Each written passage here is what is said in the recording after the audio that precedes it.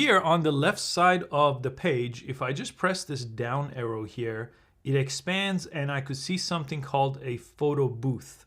And I should point out, they also had a new update recently. You see those double arrows there?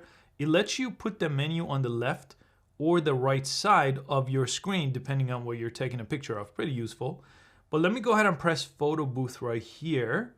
And basically with photo booth activated, it's going to take 4 pictures with timers in between. So if I press this right here to take a picture, it's gonna do a countdown.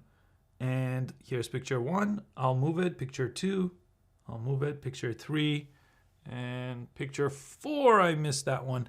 I'm trying to do a video where I show the 4 different types of mics for creating YouTube videos. So this is what you get by using Photo Booth, but there's another option right on top. You see that plus sign here with 4 images? If you press this, it lets you change how it transitions from one picture to another. So this is the one by default, it's just flash. But you got this light leak effect that looks really nice.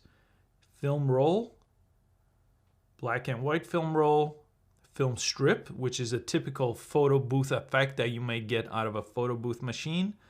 And you get this VHS one. I'll stick with this film strip and I'll press done. And as usual, you could press any of the options on top of the page to add more stickers here.